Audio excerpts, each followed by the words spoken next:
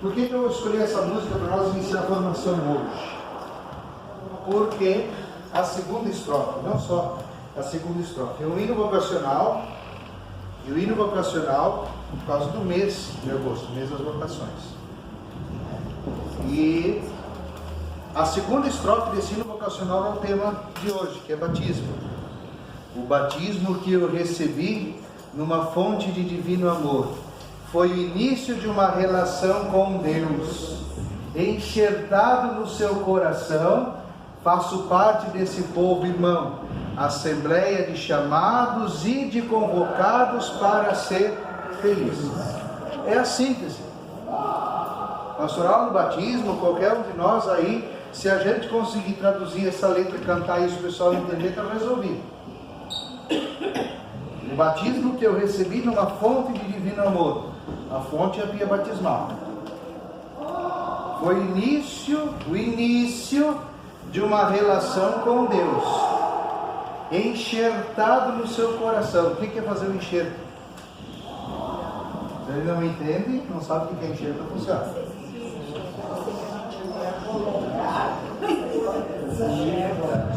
Mas o enxerto, vamos pensar no enxerto. Agora vamos pensar nas laranjeiras aí, ó. O pessoal do Caí, que tem, ó, né, uma tradição das bergamotas, né?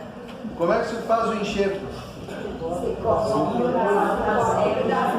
Se abre ali o galinho na forquilha, se pega um outro galinho e coloca dentro, amarra.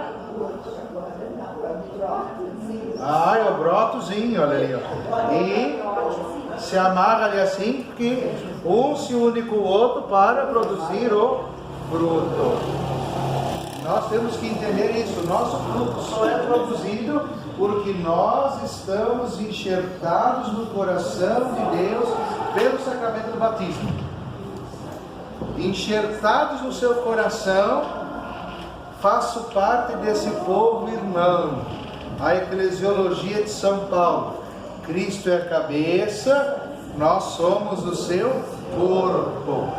Nós só podemos chamar a Deus de Pai se nós estivermos unidos a Cristo cabeça, porque nós, pelo pecado original, perdemos a nossa filiação e direito de herança. Aí, pelo batismo, nós somos enxertados em Cristo, enxertados no corpo de Cristo, que é a igreja. Como igreja, unidos a Cristo cabeça, nós podemos chamar a Deus de Pai.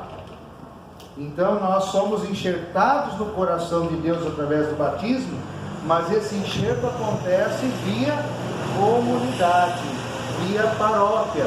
Não paróquia, mas via igreja. Aí paróquia é uma parte da igreja, né? A diocese é uma parte da igreja, mas nós somos enxertados nesse grande corpo que é a igreja, o corpo de Cristo. Então eu faço parte de um povo irmão. E esse povo é o quê? Assembleia de chamados, vocação, convocados, porque Deus nos convoca para a missão, para ser feliz. O resultado, o fim último do chamado que Deus nos faz sempre é a nossa felicidade. Sempre é felicidade. Portanto, só para vocês entenderem, todos nós gostamos de ganhar presente, não é verdade? Todos nós gostamos de ganhar presente. Tem alguém que não gosta de ganhar presente? Não, pode ser que tenha, mas poderia até dar uma conversadinha com o psicólogo, tem algum problema ali. Porque geralmente a gente gosta de ganhar presente. Qual foi o primeiro presente que nós ganhamos? A vida. A vida. Quando a gente pergunta para a criançada, é maravilhoso. Eu ganhei um enxoval, eu ganhei um ursinho, eu ganhei um parzinho de meia de lã da vovó. Né? Não. O primeiro presente que nós ganhamos foi a vida. Quem é que nos deu o presente da vida? Deus. Quando alguém nos dá um presente, essa pessoa que dá um presente para nós quer a nossa felicidade. Então, quando Deus nos chamou para a vida, é a primeira vocação, o primeiro chamado, o primeiro presente que Deus nos dá é a vida. Quando Deus nos chama para a vida, Ele nos chama para nós sermos felizes. Felizes. A segunda coisa muito importante, quando a gente ganhava um presente quando era pequeno, o que a mãe dizia? Como é que se diz? Obrigado, tem que agradecer. E agora, a pergunta é muito simples, nós todos ganhamos o presente da vida, agradecemos por ele? Devemos agradecer diariamente pelo dom, pelo presente da vida, pelo chamado à vida que Deus nos fez. Só que mais adiante Deus aí sim nos chama para viver algo mais, porque aquela vaquinha, coitadinha, está lá caminhando no pasto, ela também vive, né? Deus chamou ela à vida, não chamou? Chamou ou não chamou? Chamou. Mas ela é diferente da gente. A plantinha que está lá plantada na terra, ela também está viva? Sim. Deus chamou ela à vida? Sim. Mas a gente é diferente da planta, não é? Pois então, nessa distinção, nós como seres humanos, além da vida, Deus nos chama a vivermos também a filiação divina, a sermos seus filhos. E aqui entra a vocação cristã, que nós recebemos ela e vivemos ela através do sacramento do batismo, que é o que nós vamos trabalhar logo mais.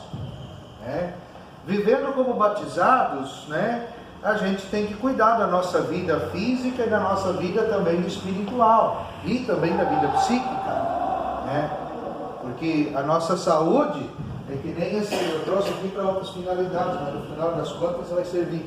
A nossa saúde ela é um tripé. Se um tripé está mal, para em pé não? Não.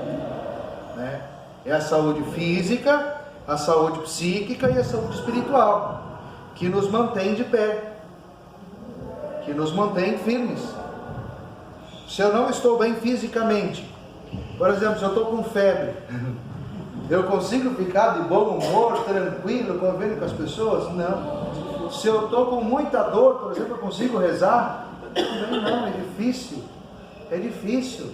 Porque se a gente não está bem fisicamente, a nossa saúde física não está bem, a saúde psíquica e a saúde espiritual também não vão bem. A mesma coisa, eu posso estar muito bem fisicamente, posso estar muito bem espiritualmente, mas psicologicamente falando eu estou mal. Eu estou com algum problema, eu estou com depressão, eu estou com bipolaridade, ou estou com estresse, eu estou com alguma coisa,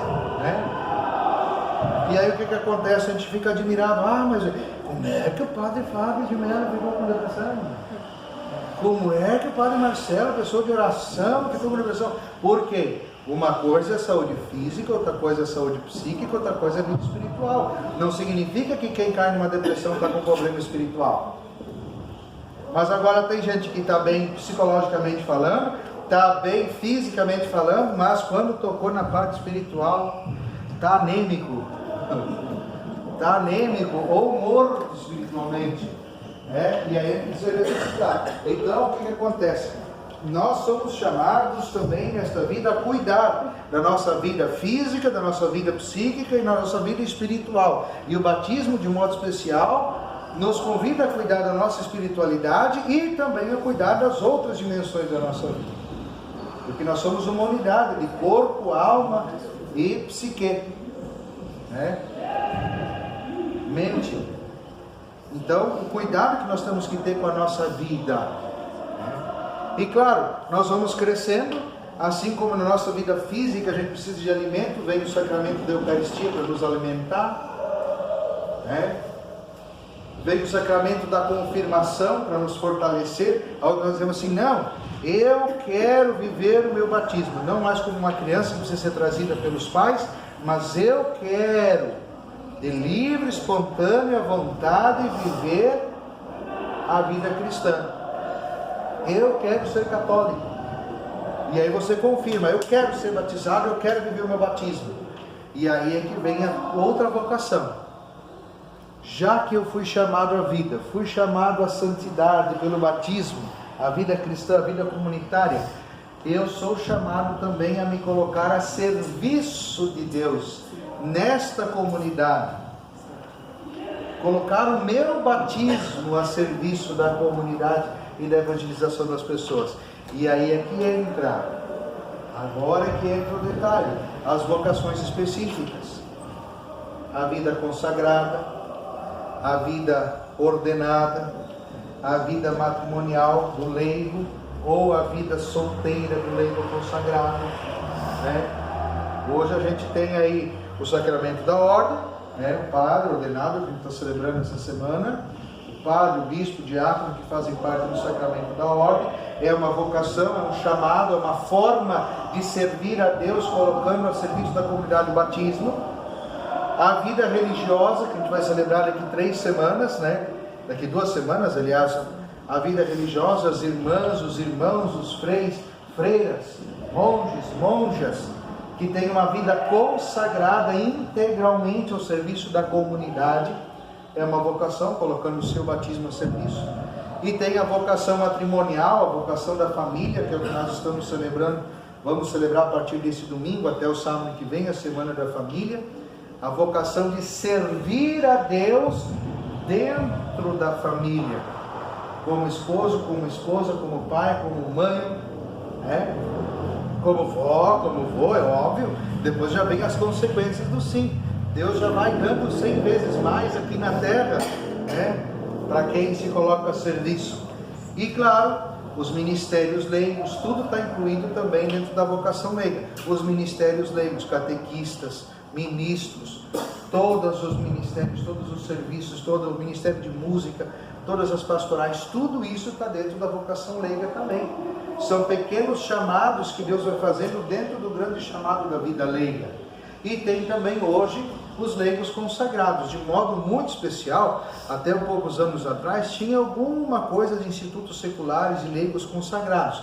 Hoje nós temos muito forte, dá para enquadrar aqui junto, as associações de vida apostólica e as novas comunidades.